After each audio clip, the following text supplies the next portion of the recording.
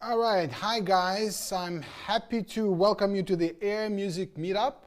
My name is Henry and I'm going to be your host tonight. I'm the Global Partnerships Manager at Air Media Tech. Air Media Tech is obviously a media tech company which focuses on creating services for bloggers worldwide. Mainly we focus on developing products to expand your reach, expand your monetization, allowing you to reach across platforms, not only YouTube, but also TikTok. All right. So we have been around for more than 10 years, so we are pretty experienced, and we work with more than 3,200 creators worldwide. You know, we call them creators, partners. So we have more than 3,200, as I said. They all come from across the world, from 44 countries. So like I said, we're pretty experienced and pretty global. Okay? So today we will discuss topics that should be of interest for music creators, for music artists, namely how to promote your music on various platforms, on various digital platforms. How to stand out of the crowd in this great year of 2021, and most importantly, how to make money with your music. Okay, so we'll have two music industry experts speaking today, both bringing excuse me, the most relevant and up-to-date information from the digital music industry. So quick technical note, if you guys have questions, please drop them in the chat room. Okay, we will try to answer them at the end of the session if we can. Okay, so let's practice it a little bit. Please make some noise in the chat room. Introduce yourself, tell us your name, where you're coming from, etc. Would really appreciate that. All right, let's see. Are you guys active? Are you all right? Are you saying something here? Come on. All right, make some noise, guys, please. All right. All right, Polly. Thank you, Polly. All right, appreciate it. All right. So let's move on. Like I've mentioned earlier, we're going to have two speakers today, both having a vast and hands-on experience developing top artists worldwide and across different digital platforms. So first speaker is going to be Kush. Kush works for Music Ally, a knowledge and skills company for the music industry. Kush, are you here? Are you with us? All right. All right, so 1 second, guys. All right. What am I doing? We can see Kush, right? Good. Okay, Kush, go ahead, my friend. Thank you for being here. Please tell us a little bit more about yourself and Music Ally. For sure. Hi, everyone. Thank you, Henry, for that, and thank you for Air for hosting this event. As Henry said, my name's Kush. I'm the head of training at Music Ally.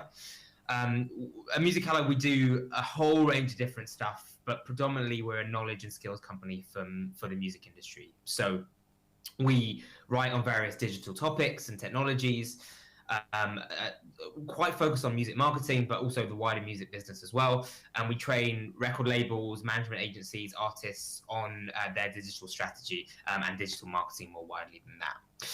And that's kind of why I'm here today. I'm going to be talking to you about some trends in streaming marketing and how marketing has evolved around the way that streaming services have evolved and how those two relate. So I'm going to share my screen. Give me 2 seconds. Hopefully you guys can see my slides. I can see it. I can't see my notes though.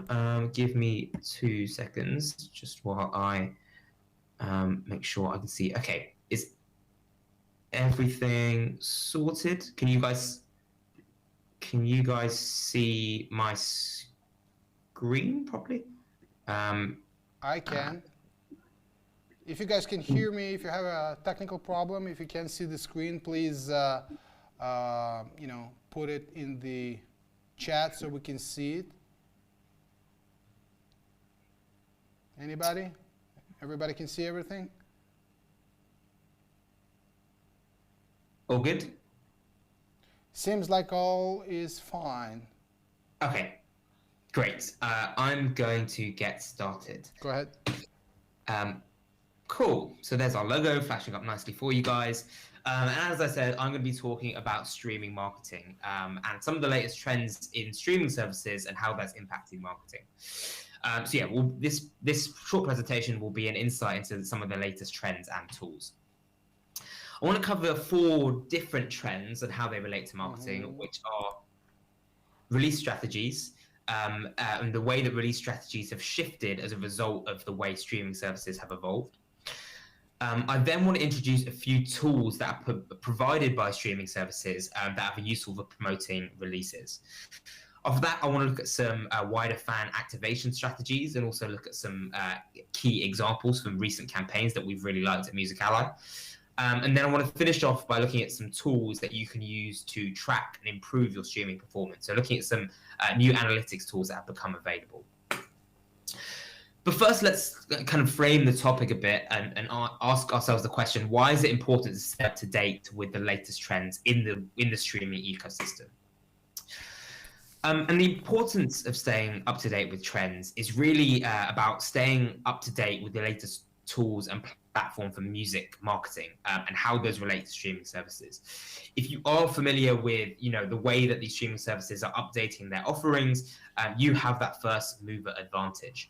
And this can really help you build audiences and boost engagement amongst an artist's fan base by being one of the first to use a particular tool or strategy that has come to the fore as a result of the evolution of these streaming services. Following trends is also important for getting inspiration for your own marketing strategy. Whilst kind of copying another person's idea is not really what you want to be doing, having a good sense of kind of what are the latest marketing strategies that people are using can help to make sure that your marketing campaigns are using the latest tools, using the latest platforms as a way of inspiring you.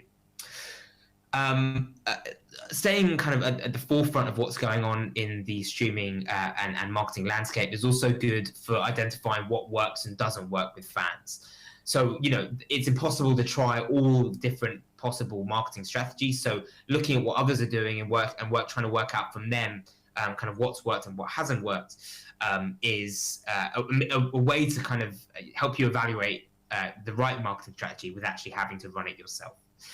And finally, following trends is important for remaining relevant within your sector. Now, no matter what sector of the music industry you're in, staying up to date with the latest trends is going to make sure that you're always at the forefront of that sector. Okay, so that was just a little bit of background, but now I want to go into those 4 trends that I've mentioned. And we're going to start with looking at release strategies and how these have shifted, and also how a good release strategy can really drive streaming consumption. So in the age of streaming, it's kind of well documented that the traditional release cycle has been replaced by a more frequent release strategy. So whilst in the past, artists would work towards an album, and that would be the kind of core focus of the campaign. Now, a more frequent release strategy is more popular. And we're also seeing a surge in collaborations and remixes. In an increasingly competitive marketplace, working with different producers, working on having different versions of the same track can help to drive algorithmic growth, because the algorithms on these platforms like Spotify favor a more frequent release strategy. And where it's not maybe possible to release new music all the time, releasing remixes or having new collaborations is a way of releasing consistently and kind of taking advantage of these algorithms.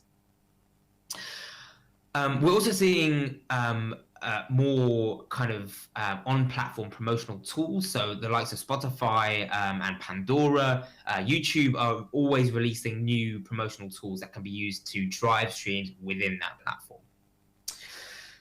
There's also some experimentation around digital formats. For example, having playlists that function as albums, having enhanced album experiences where there's video integrated into the playlist experience, for example, or there's podcast integrated into the playlist experience. Spotify has really been the forerunner at those kind of new ways to experiment with how to release music and package that up in different digital formats. We've also seen things like dynamic EPs, which we're going to look at in a sec, and also dynamic albums as well. Okay, so I've mentioned that some artists are starting to release more and more versions of the same song. We saw this really with Lil Nas X, who was able to stay at #1 on Billboard for, I think, a record number of weeks as a result of continuously releasing new remixes and new collaborations, which drove the streaming and the numbers on Old Town Road for even longer. And you can see here some examples from an artist called Mae Muller, and she's released 3 different versions for the same song, which is the original version, an acoustic version, and then a remix. And we're seeing more and more of this happen. But having these variety of different different versions of the same track, we can hit different parts of our audience. And also the more frequent output means that we really take advantage of Spotify and Apple Music's algorithm and, make it into those algorithmic playlists like, Discover Weekly or Daily Discovery. And that can then help us to drive streams and increase the streams across our music. This isn't just true for singles, though. We're also seeing albums being reimagined more frequently as well. So Dua Lipa is probably one of the best examples here. She released her second album, Future Nostalgia, around the time the pandemic started in March, and then released a version of the album which had her songs remixed by famous DJs. And that was released 5 months later, so a club version of the album. Then another 6 months later, they released a deluxe version of the album called the Future Nostalgia Moonlight Edition. And this included some additional songs and had some additional collaborations as well, which she'd been releasing in the meantime. So essentially three different albums based on the same album, again, taking advantage of those algorithms on streaming services. And this can, help to lift the campaign multiple times and mean that, at each one of these releases, some of these songs might make it into playlists on these streaming services, which is driving attention and keeping up attention with Dua Lipa over the course of a year. A waterfall release strategy is a technique that has we've seen being used by more and more artists. It was initially used by artists like Chainsmokers and Billie Eilish. One example of a band who have done this, a band called Giant Rooks, and in the lead up to their debut album release, they released 3 singles, with each new single being released including the previous ones. So you release a single, and then the next time you release a single, that single is added to the new single. So you've kind of got this waterfall release where all of the old tracks are added to the new single. And this means you're driving streams across all of your recent releases. And that's kind of the advantage of these waterfall releases, driving people towards old tracks when you release a new single. So as you can see, just to give you an idea of what this looks like, the first track, Watershed, was released there. The next single, I've gone too far. The next single was then added to the top, so you can see that Watershed is the second single on this single release, and the new single was on top, and then this was done again with the third single, and then eventually making it to the album, the full album, in this way. Another popular release strategy we're seeing by the likes of Taylor Swift, Norah Jones, and Justin Bieber is to chop up albums into EP-sized compilations and release those individually. So in the case of Justin Bieber, he created several EPs with tracks from his album that were packaged up into kind of smaller EPs based on different moods and activities. This was almost functioning as a series of mini playlists. And the reason this is an increasingly popular strategy is that these new releases will show up in a fan's new release section again, even though the tracks have already been released. So they'll show up, for example, in your Spotify release radar because they're new releases, even though it's the same tracks being repackaged. And again, this is taking advantage of the streaming service algorithms because it's a new release. The Spotify's algorithm is going to try and serve them out to new people. It also means that, within platforms like Spotify, where you only get the opportunity to pitch one lead single from an EP within Spotify's integrated pitching tool, if you rebundle them in this way, you have multiple opportunities to pitch the music. So here's another example of just some of the different playlists that Bieber repackaged his content into. You can see, for example, he packaged it into mood-based playlists like chill playlist or work from home, or genre playlists as well, like R&B, in this case called R&Bieber. Okay, on to our next trend, which is on-platform tools, which can be used to market artists and releases. And generally, our kind of view here is that one of the advantages of staying up to date with all the latest features that these platforms offer, again, means that you can be the first mover in that space and take advantage of these tools before anyone else. So an example of this is a tool that's been around for quite a while now, which is Spotify Canvas, which are these 3 to 8 second looping visuals behind their track. And we've seen some artists use these canvases as an interesting marketing tool. So, for example, in this case from Pentatonics, anyone who pre-ordered their Christmas album, their name was actually included in the Canvas artwork. So a great way of encouraging fans to buy the album pre-sale, because they then have the opportunity to get their name into the canvas for that particular album. We're seeing kind of user-generated content examples for these canvases, and we're seeing it being used more interestingly as not just a branding tool, but also as a marketing tool. And one of the key things about these canvases is that they can now be shared to Instagram as well, so they have out-of-platform reach. They aren't any longer just viewable within Spotify. Some stats here to give you an indication about how important these Spotify canvases are. Some data from Spotify suggested that if you have a canvas on a track, that track is 145% more likely to be shared, 5% more likely for people to keep streaming it, 20% more likely for that song to be added to their personal playlist, and 9% more likely to visit an artist's profile page.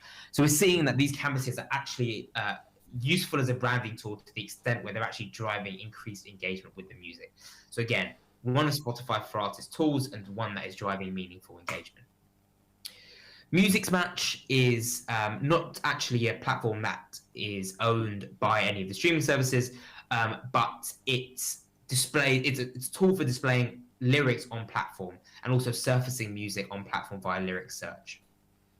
So you can sign up for a Music's Match profile, and then with Music Match's various integrations, for example, it displays real-time lyrics on Apple Music and on Spotify in some countries, and also means that when someone is searching for a track via Alexa, for example, having that metadata in terms of the lyrics integrated via Music's Match means that if someone searches for a particular section of the lyrics via their Alexa device, Music's Match will actually help that track to be surfaced. So it's really to do with metadata here, specifically lyrics, but it is an interesting way of doing a bit of additional marketing on platform. On Amazon Music, artists have the opportunity to connect their Twitch channel with Amazon Music for Artists, which will enable them to live stream on Amazon Music, with followers being notified once they get there. So Amazon owns Twitch, and this integration means that there's an integrated live streaming opportunity within Amazon Music. This is one of the first examples of a streaming service allowing artists to communicate directly with their fans on platform. We're starting to see this more with, for example, Spotify launching their live audio tool recently.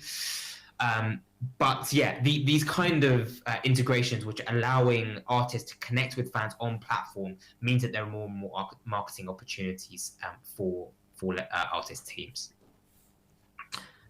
And the final tool I want to talk about is Spotify Marquee, which is an on-platform advertising tool which is used to drive users towards an artist's new album. So any user who's interacted with the artist's music in the past will get a pop-up, as you can see on screen there, and will have the opportunity to click through and go listen to that music. And this is irrespective of whether irrespective of whether the user is a free user or a premium user. These Spotify marquee ads can be served to all. So they're a really good way of marketing to paid users of Spotify, which don't have advertising because they're paying for the premium service. Oh, I've lost my slides again. And we've also seen some tangible evidence so far of how this is benefiting artists from a marketing perspective. For example, marquee ads have seen a 2.2 times average lift in saves and playlisted tracks from the promoted releases. So we are seeing meaningful results being driven by these ads as well. Okay, on to some wider fan activation strategies now, and how these relate to streaming services. And these are going to be digital tools and also interesting examples of artists who have done interesting things to connect with their fans. Really, what we're talking about with regards to these fan activations is around building awareness and creating excitement around an artist. So rather than just chasing streams and clicks, you're really thinking about the long game here and how you can capture data on your fans and also engage them as part of the campaign. So engaging and converting fans is really key with these fan activation strategies. And ultimately, we want active engagement with the artist. So we want them to search for the artist in streaming services. We want them to play music from the artist profile directly. We want them to follow the artist. We want them to share the artist's music. And the reason is because all of these function as signals to the streaming service that this music is really popular, and therefore they're more likely to playlist it and give it editorial support. So now I'm going to look at some interesting examples we've seen of artists using digital platforms or specific digital activations to engage their fan base. And here's an interesting example of a pre-save campaign from Domino's act La Priest, and this was for the second album Gene Machine. And you can see here that the Gene Machine let users play around with the track's audio, so you can see that kind of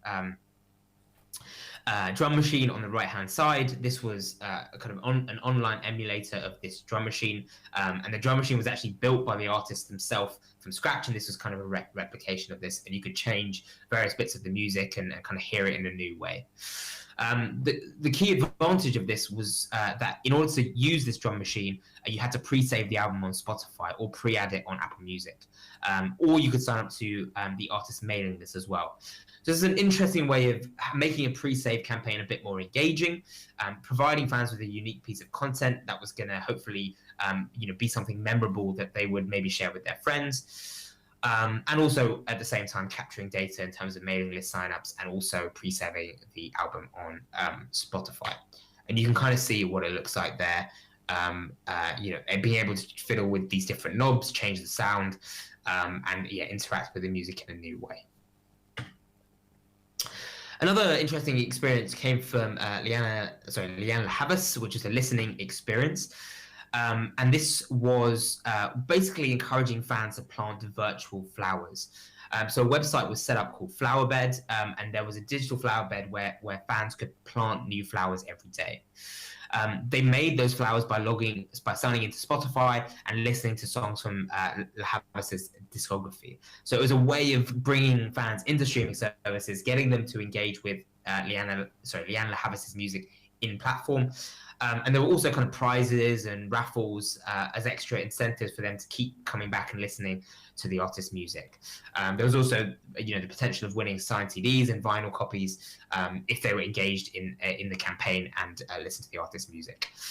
A nice little activation, a digital activation around kind of flower beds to drum up streams on Havas's music. Coldplay also had an interesting campaign whereby they created a virtual map to celebrate the 20th anniversary of the release of their album Parachutes. One of the songs on the album was Yellow, and they created this virtual map where when fans logged into Spotify and played music, a particular country would light up the more that that territory had lit up. So if, for example, the UK streamed Coldplay's music loads on this virtual map, the UK would light up. So it's a nice way of creating some competition between fans, driving people to actually stream Coldplay's music, but also adding this competitive element. And in addition, to drive this even further, there was the possibility of winning Coldplay merchandise if you provided your contact details. So it was also a data capture exercise as well. Couple more examples I want to mention. The first is Fanaply, which is a platform that offers digital collectibles. You know, we've really seen the explosions of NFTs recently, which is kind of in this lane of digital merchandise, which have become much more popular over the course of the pandemic. And Fanaply is basically a tool that allows you to create this digital merchandise and you know, sell it to your fans, but also create competitions around this digital merchandise. So yeah, we are starting to see this more and more. And the final thing I want to talk about in this area is Spotify's tool, which is a result of its integration with Anchor, meaning that you can actually now have hybrid playlists of podcasts and music. The reason that this is cool, and you can see this in this example from Lewis Watson, is that as an artist, you can actually give more context around your music. So you can break down the music on your album by interspersing it with these podcast, mini sort of podcast clips. And it's a really nice experience for those fans that want to go deeper and understand more about, you know, the music, the reason the artist created it, and really connect with that artist on a deeper level. And Spotify's podcast hybrid feature allows you to do this really well. I've gone over time already, so I know I was supposed to take some questions as well, so I'm going to hold it there. And yeah, if there are any questions, please go ahead and yeah, ask them. Hey Kush, can you hear me? Yeah. All right. So I believe we have some questions, right, guys? All right. So the first question is from Elena. Thank you, Elena, for your questions. So the first one is, well, surely not every artist can do marketing campaigns for every new remix. That's a statement. Okay, and the question is, what would you suggest to consider? Spotify streams to decide if to do marketing campaigns or to consider some other platforms? Did you get that? Should I repeat it? Yeah, can you just repeat that question, please? Yeah. So what would you suggest to consider? Spotify streams to decide if to do marketing campaigns or to consider some other platforms? So I guess it's Spotify streams, yeah, or other platforms. Sure. So I think Spotify has the most advanced range of on-platform marketing tools, more so than Apple Music or Amazon Music, really. We're starting to see, you know, Pandora and Amazon and Deezer, you know, bring in some of these more marketing-focused features. I think, you know, it depends massively on what territory you're in. In the majority of the West, Spotify is the main platform that you want to focus on. But, you know, if you're in you know, Russia or India or China or you know, these markets with big local streaming services, obviously you need to pay attention to those as well. I would say generally when it comes to marketing towards streaming services, you need to be what we would call platform agnostic. So give people the option of going to the streaming service that they want to. So don't just drive people towards Spotify. Give them a, you know, a link file or a smart URL landing page where they can click through to the streaming service they want to. So if they're an Apple Music user, they can click through to that. If they're a Deezer user, they can click through to that. But yeah, we shouldn't pigeonhole people to go to Spotify. But ultimately, Spotify has the kind of best marketing tools for us on platform. All right. Well, thank you so much, Kush. Actually, I think you pretty much covered the, you know, the answer for the next question. Again, from Elena. Obviously, Elena is saying, thank you for sharing so many interesting things. So thank you, Kush. Could you please give a recommendation to a small unknown artist? and some working techniques how to boost their numbers. I think you pretty much covered, the platform agnosticism. Maybe you can share some other techniques with the young and unknown artists. Sure. So I think one of the best things you can do as a very new artist with a kind of limited budget is to first make sure that all of your digital profiles look really good. So make sure that your YouTube is branded with your artwork. Make sure you've got correct links on your YouTube. Make sure you're and I'm sure the guys at Air, you guys must do this all the time, but like making sure your tags are optimized, making your descriptions are optimized, because this stuff doesn't cost you anything. Likewise on Spotify, making sure you've got a bio, you've got playlist set up, you've got a banner image, you've got images. The reason that I give this advice to new artists is because all of the stuff to make your digital profiles look good, and I'm not just talking about streaming services here, I'm talking about Instagram, Facebook, whatever. All of that stuff can basically be done for free. It can be done fairly easily by yourself, and if you're set up correctly and you look good digitally, I guess you're actually more likely to make it onto playlists in the first place, because it's going to be very difficult for a new artist to make it onto editorial playlists on Spotify, for example. But if you can present yourself as a well-branded artist, you're actually going to be more likely to make it onto those playlists. So I guess if one place I always tell artists to start is to make sure that their digital profiles look great and they're fully optimized. Got it, Kush. Thank you so much. I think we have time for one more question, guys, and I think Jake Longley is next. And the question, Kush, is as follows. Does the Waterfall Release idea on Spotify also work on Apple Music? I believe they work in different ways. If not, do you have a recommendation on how to do this cross-platform? Should I repeat that? So I think I've understood the question. Okay. So this is actually something that you would need to work with your distributor to do. So it's not something that you can do on Spotify. You need to get in touch with your distributor and request that they do a waterfall release strategy. I'm pretty sure it would also be possible on Apple Music, because ultimately it's just a way that the distributor is delivering your music to these streaming services.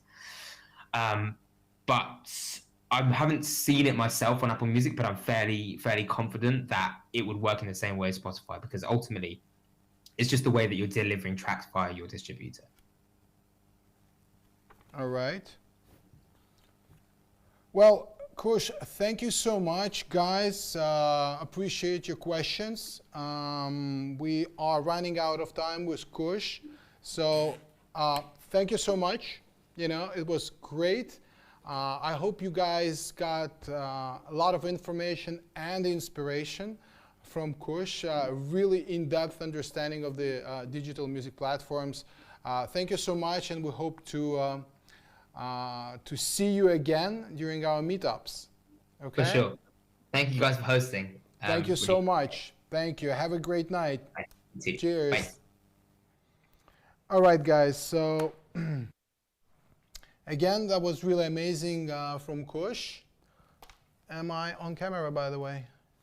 Guys, am I okay? Yes, good? Okay. Sorry. So anyways, let's move on. Like I said, we're going to have two speakers. We're going to have the second speaker coming up today, right now.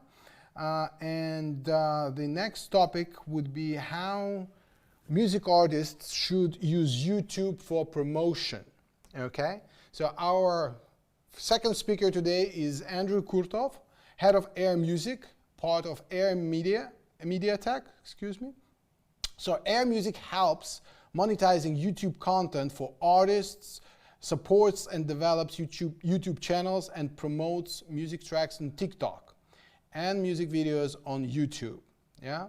So without further ado, let me introduce my good friend here, Andrew. Hi. Nice seeing you during this fine, hot evening. Oh yeah, You're holding up? I think so. Okay, all right. So let's give it to Andrews. to Andrew. Sorry, go ahead. Let's talk. Thank you, Henry. Hey, you guys. Happy to be here. I want to say, Kush, thanks for a great and informative speech. Just so you know, in the chat room, we had added an option. Throw stones at Andrew, at his English is not understandable. And Andrew is you, right? Yeah, it's about me. I'm just kidding. Seriously speaking, through guys, we come from all over the world. Like Air Media Tech has offices in 4 countries. Sorry. So our English might be not so perfect. So if you don't understand something from I'm saying, so shoot the questions in the chat box.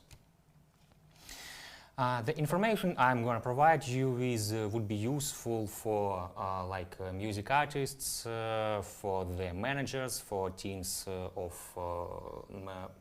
record labels, for promotion agencies, and for, I think, every specialist who works with digital promotion or monetization of music content. All artists strive to appear on YouTube. In part because it's one of the easiest platforms to join, but easy doesn't mean effective. The fact that you are present on a lot of platforms doesn't guarantee you popularity. Strategy is important.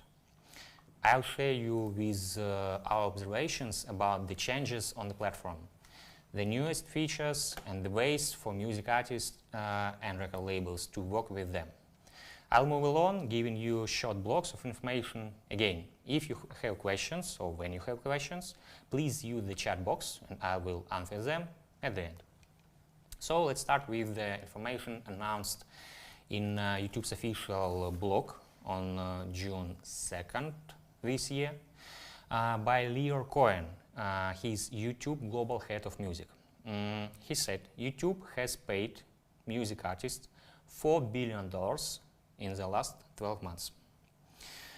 In his previous statement, YouTube, or Leo, reported paying $3 billion to the music industry during 2019. You can ask, is that a lot or not? In comparison, Spotify announced it had paid $5 billion in 2020. To correctly compare and understand these numbers, it's important to understand the business model used by these 2 platforms. They are different. Spotify is focused on a subscription model, despite the availability of free access to the platform.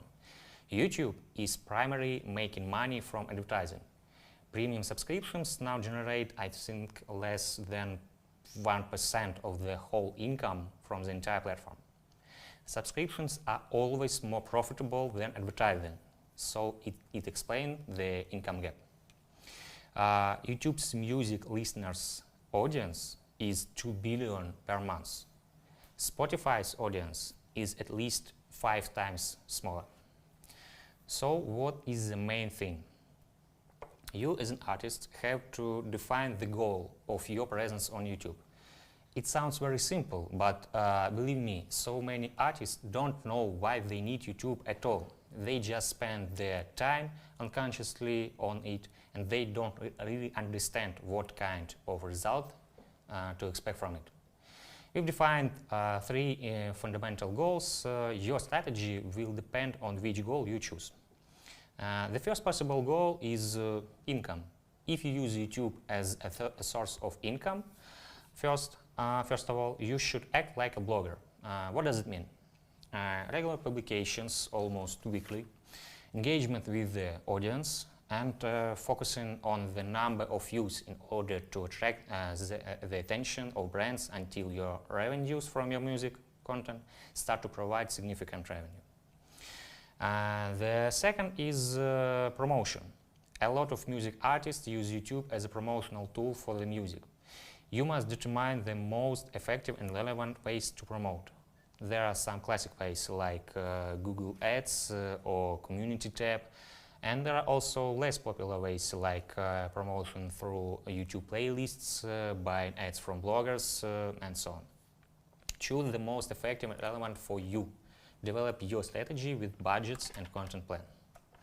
And third one, potential goal being on YouTube is digital image.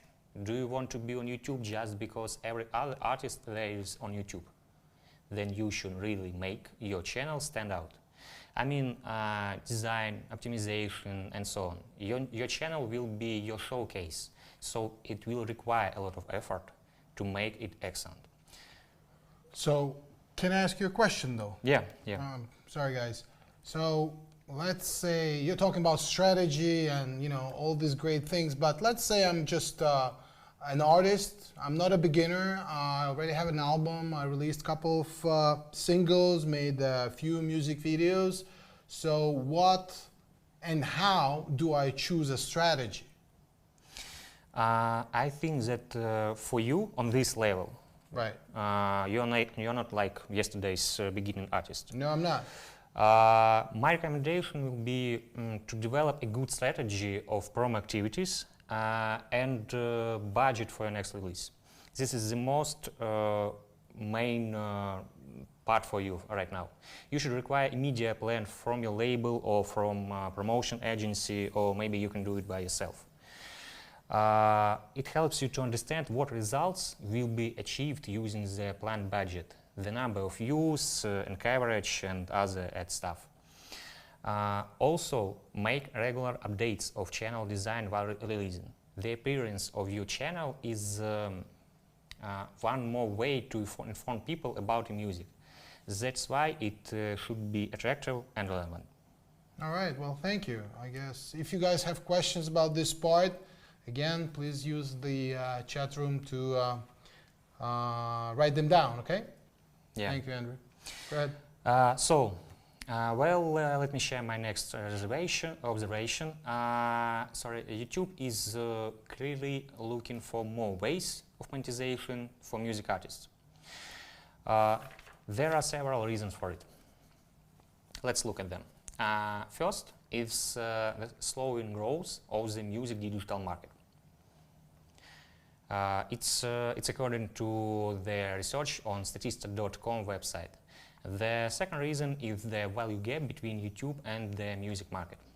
YouTube pays much less for one stream or for one view than other music platforms such as Apple Music, Amazon Music, and others.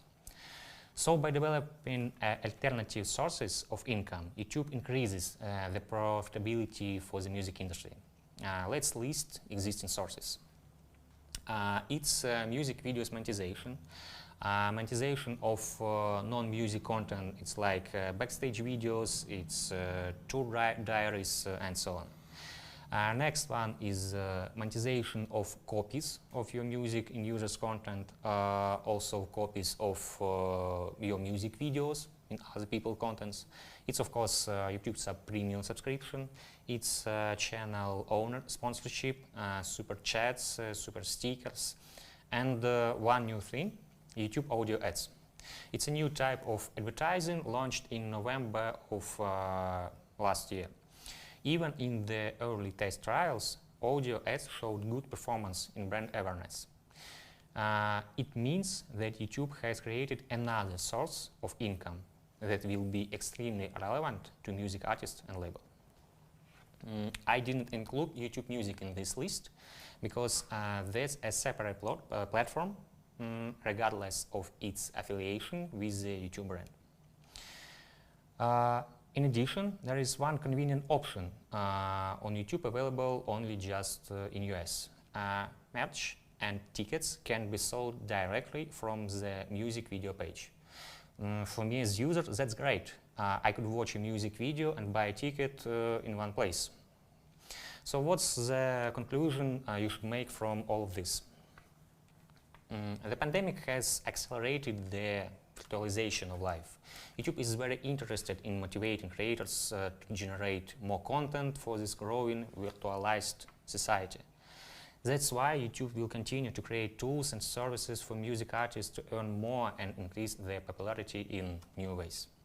So actively follow YouTube updates and try new tools it provides. Or find someone who will follow up on updates for you and prompt you to correct your actions or adjust accordingly. For example, artists around the world have become fond of the function called Premiere and are actively using it, while live streams are only used for concerts or other major events. But artists can also be, they can also be used effectively for other, less important reasons. And if you try, it can still set you apart from other artists. Now let's talk about YouTube Shorts. I think you all heard of YouTube Shorts. It's basically a competitor to TikTok. But let's figure on about why YouTube developed it. Studies show that users born after the 90s check their smartphones over 60 times a day. Most people perceive YouTube as a platform with lengthy content. I'm talking about videos like 8-10 minutes. On the other hand, we are regularly communicating with the bloggers from the creator ecosystem, and we noticed the need for regular upgrades of visual and sound quality because the audience is looking for that. But that also means permanent upgrading of production equipment, which can get very expensive. So the popularity of shorter content simplifies the process for a lot of creators. The last reason for YouTube Shorts is the competition with TikTok, which is actively growing. YouTube is very interested in attracting the teenage audience currently thrilled with TikTok. So how can music artists use YouTube Shorts? Shorts is an important new product for YouTube that they will definitely actively promote. So get this, so far not that many artists use YouTube Shorts, so it's an ideal time to be among the pioneers and to really stand out with your content. Now it's absolutely necessary to study how other artists have already developed their shorts, YouTube Shorts. Besides, the page on your track on YouTube Shorts includes a direct link to this track on YouTube Music, a great promotional tool for, I think, every artist. What is important? Do not upload videos already published on your TikTok to Shorts. These videos include the TikTok logo, and of course YouTube algorithm definitely will not like it. And there is also a small bonus for those who will watch our meetup to the end. We will send a link to the so-called YouTube Shorts playbook in the chat. This is a collection of articles on the best ways to make YouTube Shorts. Let's go next. Some news about Content ID and the newest changes, or almost newest changes. Digital distributors used to have the ability to block copies of music on the platform and on YouTube.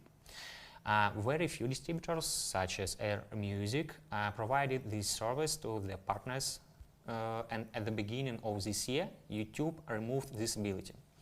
Now distributors can only monetize copies of music or so-called user-generated content, or UGC.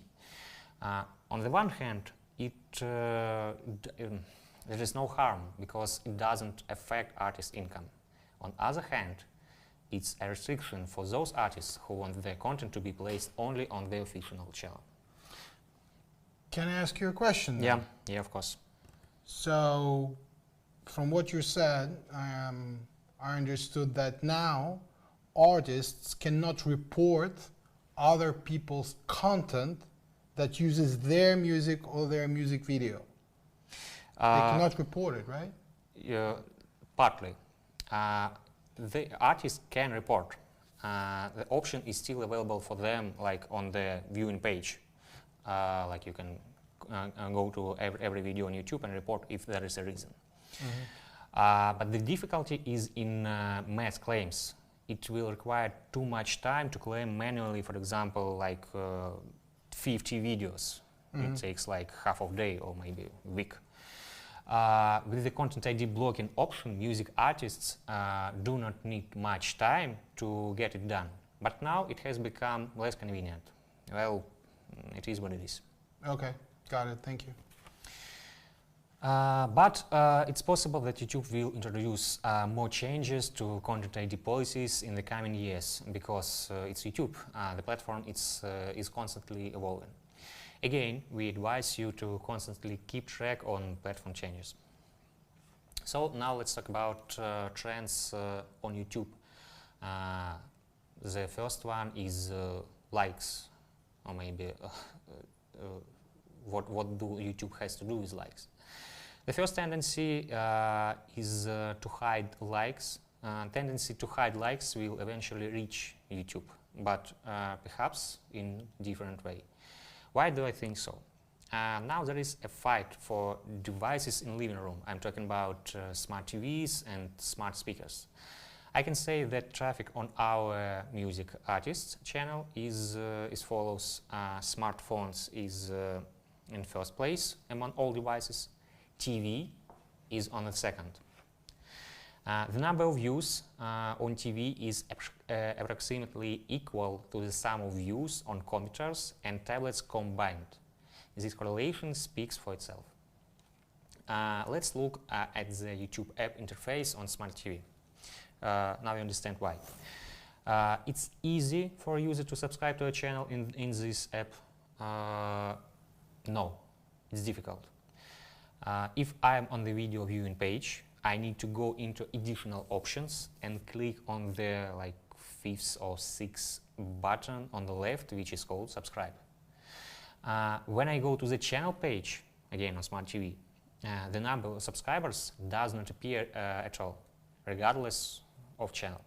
What does it tell to us? YouTube has already learned very well to show users recommended content based on the interests, on the demographics, and the viewing history. For example, I subscribe to a tiny number of channels. The first place I go on YouTube is homepage.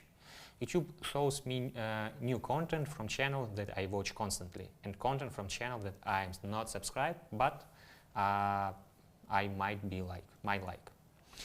And every year, the algorithm works better and better. As a user, I'm happy with the quality of these recommendations. What can be inferred by this? It will be even easier and more comfortable for viewers to choose and consume content on YouTube in the future.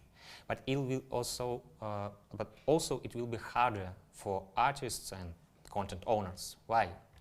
YouTube will put its recommendations rather than content from the channels to which the user subscribes. In fact, YouTube already does it.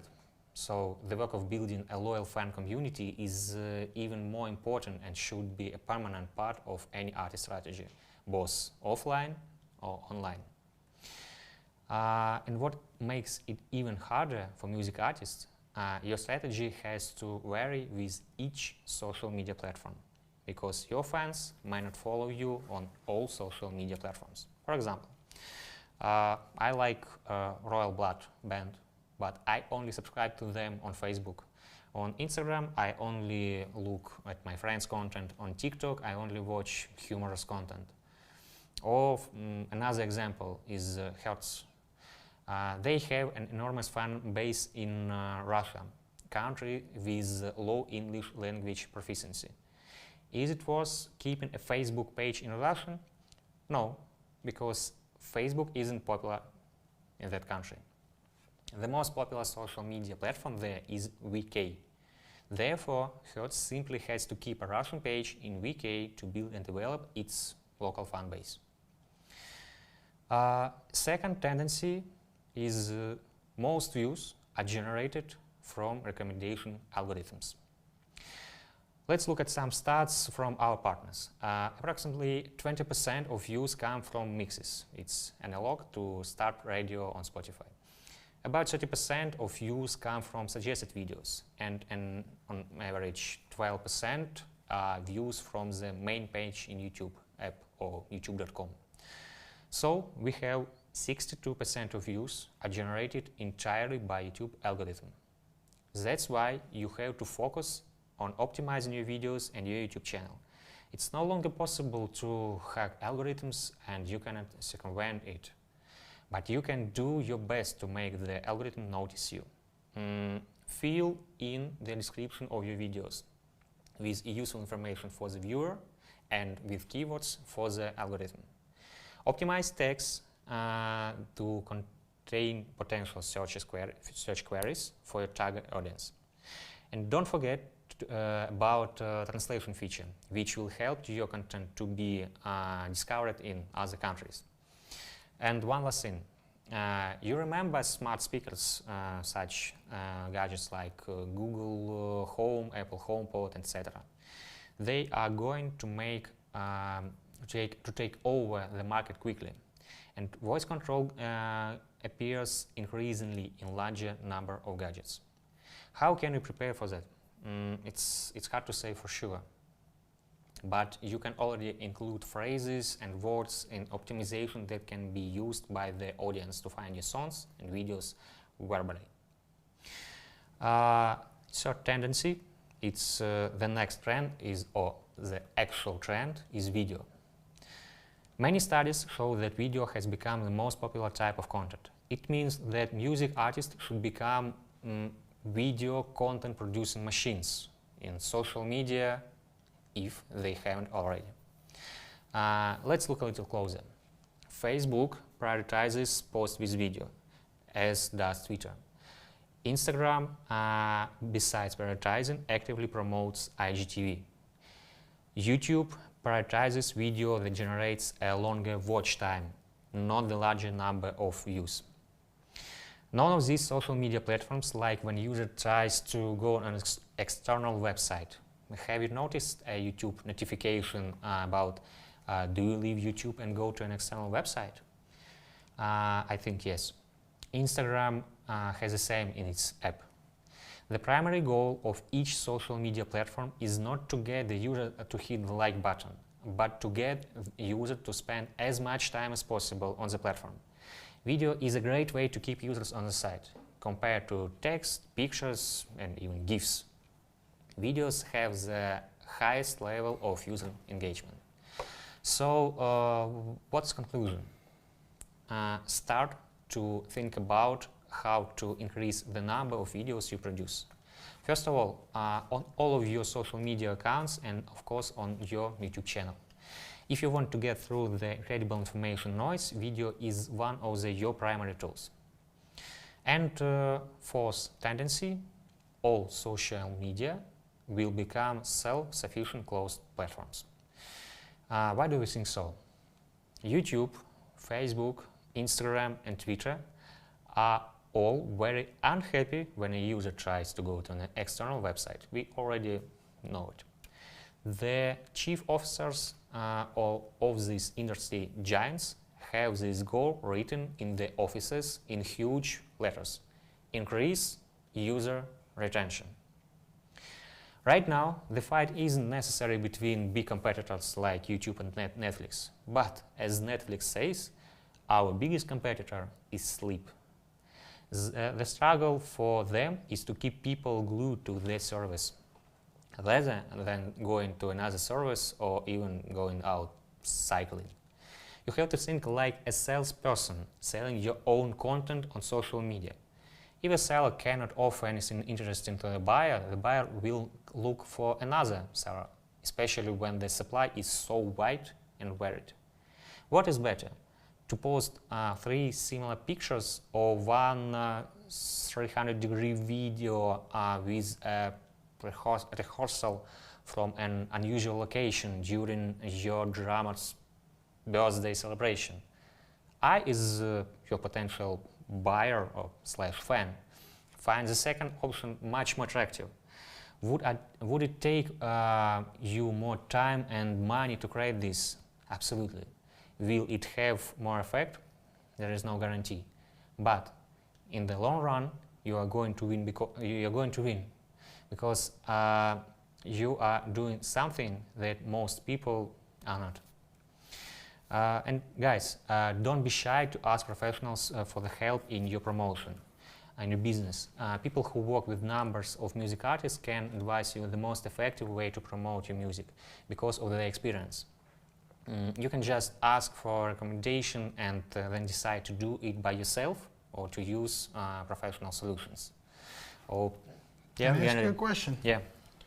Well, I guess this is the best time to ask you, okay, so you being the representative of Air Music and myself being, let's say, a starting artist, what can you offer me as to a music creator? What Air Music can give me in very practical and simple terms? You know, what can you offer me? Well, we have some. Air Music has extensive experience in monetization, in promotion of music content on YouTube and on streaming platforms, of course. So, simply speaking, here's what you can get with Air Music. We promote your music video using like free and paid methods on YouTube. We develop a content strategy for your YouTube channel. We promote your music on TikTok and other social media. And most, maybe importantly, we create strategies to maximize your income from your content, from your music on YouTube. Guys, for more information, please contact us by music@air.io. And I think, thank you.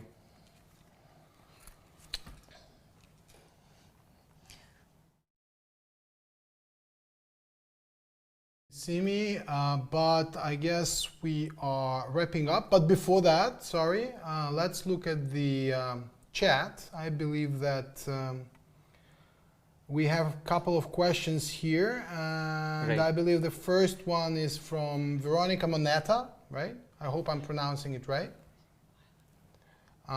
So the question is it possible to monetize covers?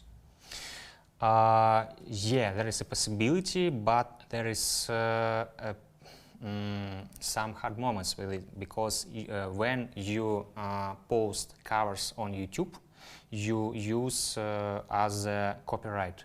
So our recommendation is before you do it, you have to license these rights to your video, or maybe you plan to post it not only on YouTube but also on other platforms like Amazon Video or maybe some European video platforms. So yeah, there is a possibility. You can write, of course, to our team, and we can recommend you the ways to do it right. So I guess the answer to the question is, guys, talk to us before you're trying to monetize somebody's covers, because that can have legal consequences, yeah? And Air Music is here for you to answer your questions in that respect, okay? Veronica, I hope that answers your question. And I think everybody is kind of like shouting at me and telling me that we're running out of time. Maybe there's one last question. All right, let's see if we have one last question. Okay. The last one, right? About the optimization we're talking about? Let's talk about optimization. So I guess, sorry guys, so the question is from Alexandra Vishnevskaya. How can I improve the video optimization? Am I right? Right? Yeah, let's talk about optimization. For example, at first you need to find search queries your potential audience will use to find you. It can be some part of your lyrics, and that's one part. The second one is to use links that will help your audience to find you on other social media, on streaming platforms. We recommend to use so-called smart links that gather all links in one place, in one landing page, to Spotify, Amazon, Pandora, and other parts. Smart links also useful because you can easily promote them on social media. Of course, you can include include links to your other music videos, to your backstage videos, to use interactive elements in video, like in the end of video. Some end cards.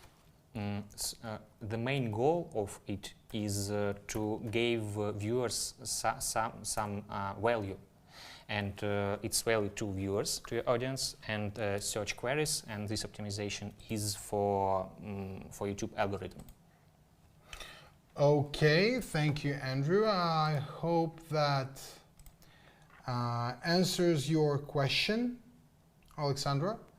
Okay, and we have time for one more question. That would be the last one, guys. Sorry, running out of time. So the question is how to count how many views I can get from ads.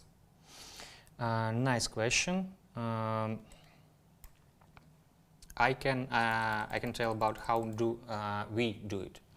So before start an ad campaign, we need to brief an artist and to understand what does he have. I'm talking about budget, and what does he or she want. For example, artists know what amount of, if we are talking about YouTube, what amount of views he want to get. So we need to understand what is target regions. For example, artists want to be promoted in UK, in France, Germany. It's one price of view. But if artists want to be promoted in Japan, South Korea, Australia, it's much higher price for one view. So it's important part to brief and to understand where do you want to be promoted, and what budget do you have, or what goals you have to set. And how to count how many views. Right. So yeah, it's two methods, and you can input this information in your Google Ads account, and it will show you the approximately amount of views you can get. Or you can ask some promotion agency or Air Music to help you with it. Got it. I hope it will be helpful. Okay, so I guess, guys, that is pretty much, we're getting to the end. I hope we answered the questions you guys had. I know there are more questions in the chat room. We will try to get back to you guys and answer all of them, okay? Meaning the ones we did not answer now, okay? I hope that that helps. Veronica, I see your questions. Do you mind if we get back to you using the chat or the contact information that you might provide to us? Yeah, by mail. Yeah, so we fully answer your questions, and you get your answers, okay? If you don't mind, just give us your contact information and we'll get back to you with all the answers. Thanks for understanding, okay? All right, guys, so I guess we're wrapping it up. Thank you so much for being with us. Andrew, thank you so much for such an informative session. That was cool. The last thing I wanted to mention, guys, is that today, you know, for those of you who actually, you know, survived this live stream with us, we have a special offer for you. I mean, talking about the, you know, how do you promote your music on YouTube. Air Music today has a special offer. They're offering 15% off for the promotional package, you know. So if you are interested, please contact us. We will send you more information on that. Or guys, do we have a link for that? Yeah, we do have a link for that. We have, like I said, you can email us on Yep, music@air.io, or you can answer the email, you get the invitation from us. All right, guys, again, I'm repeating the email address for that, for getting this promotional offer, 15% off, is music@air.io. Again, music@air.io. Okay, so if you guys are interested, 15% discount for a full promotional package of your music. And as I promised, we now send a link in a chat with YouTube Shorts playbook. Right. Or maybe we already did it. I don't We'll see. check. If we haven't, we'll definitely do that. Yeah. So you guys have the link for this playbook. All right. Well, thank you so much, Andrew. Again, thank you. Thank you. Thank you to the team. Thank you to our guests. Hope to see you at the next live stream, at the next meetup. Thank you guys and have a great evening. Yeah. See you. Cheers. Bye. Bye.